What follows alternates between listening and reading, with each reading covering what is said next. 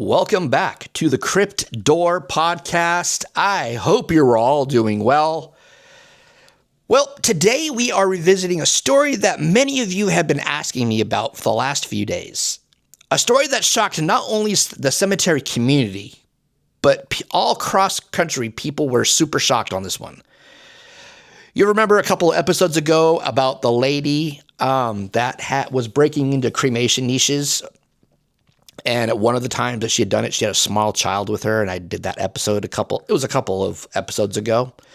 Well, there's been some new developments in this case. So she's been identified and arrested, is what it sounds like. But let's get into it. A few weeks ago, surveillance cameras captured something almost unbelievable.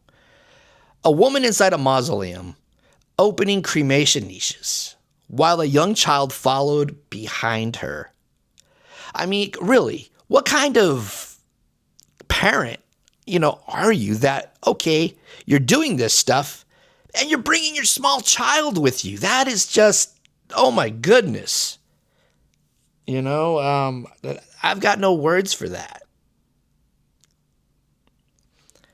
Unbelievable.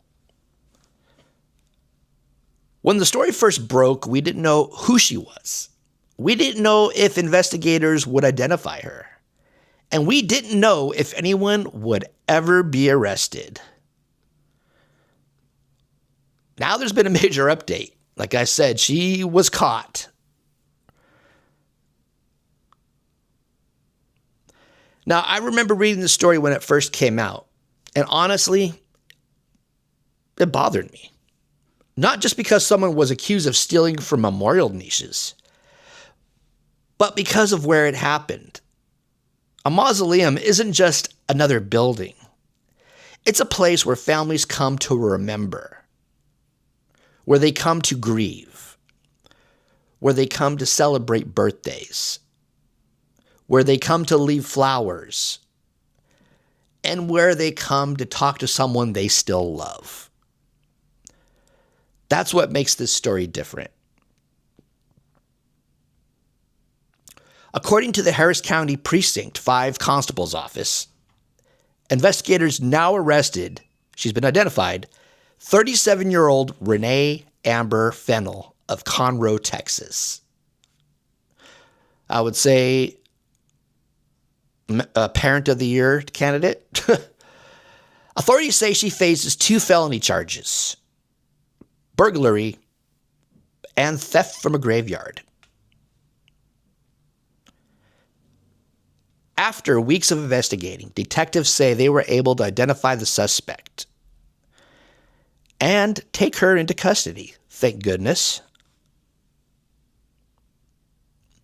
Now, I think a lot of people wondered, would this case ever be solved?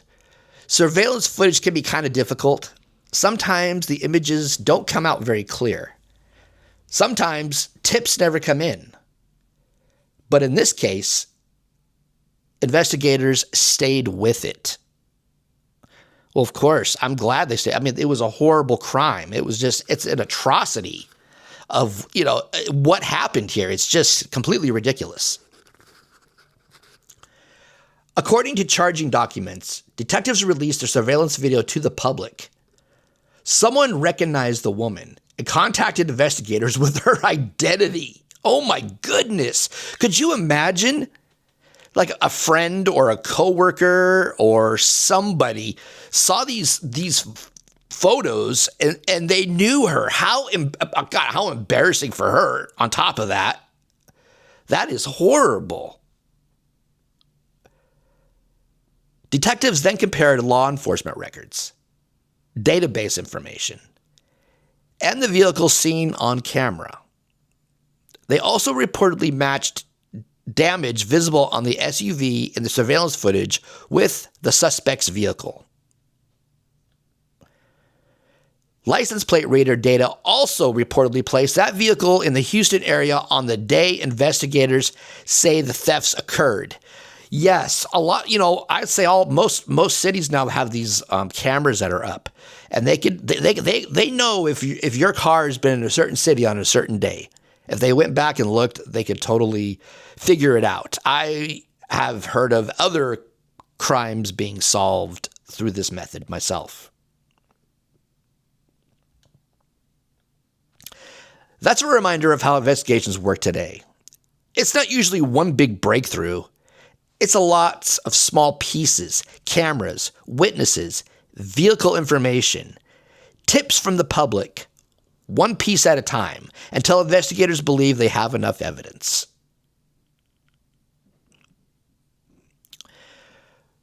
What authorities say was taken? Horrible, horrible, horrible. Investigators now say they have a much clearer picture of what was allegedly stolen. Among the reported missing items were a silver James Avery cross, an aquamarine rosary, 3 gold mahong pieces from a memorial display. Jeez. Something that really stood out to me. The value of those items wasn't just monetary. Families explained that some of those keepsakes could never truly be replaced. That's what makes cemetery crimes so heartbreaking. People sometimes think it's just jewelry, but it isn't just jewelry. That cross may have been placed there during the funeral. That rosary may have belonged to someone's mother. Those mahong pieces may have represented a lifetime of memories. Once those displays are disturbed, something emotional is taken away too.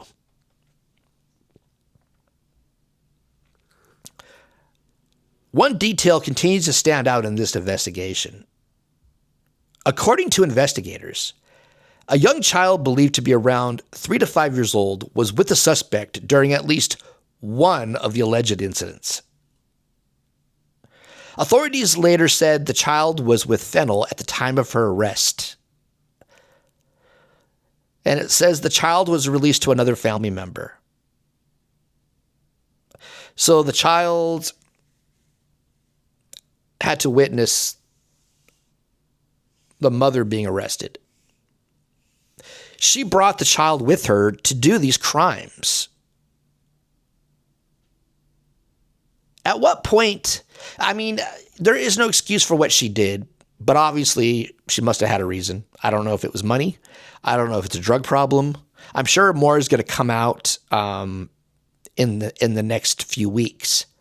But how about you leave your child somewhere else? If you're going to go do a crime, if you absolutely have to do a crime, which you shouldn't have to, but if you absolutely got to do something stupid, leave your child somewhere else. Don't involve your child in this. Don't let your child see this sort of behavior happen. It's not good. The crime shouldn't have happened at all.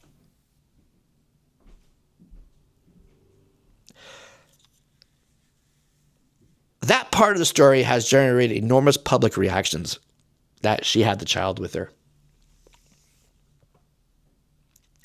As I said when we covered this story before, cemeteries taught me about respect. You walk quietly.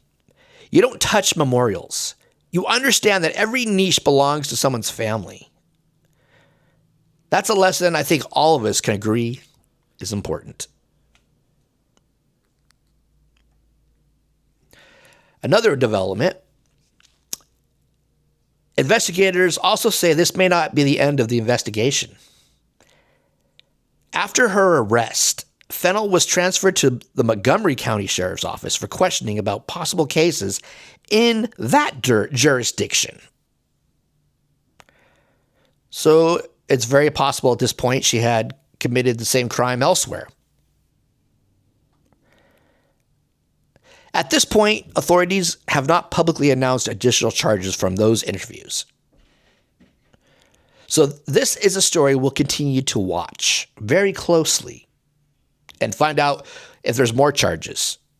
This kind of reminds me of the Jonathan Gerlach grave robbery thing, where he was also suspected to have done the same thing in other cemeteries and other counties and other. So this one is like that one, possibly a multi-county crime spree that is happening here.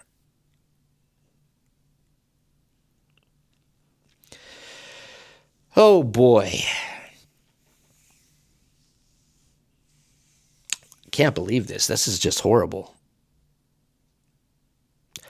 Stories like this remind us why cemetery preservation matters. It isn't only about preserving beautiful architecture. It isn't only about protecting history. It's about protecting memories.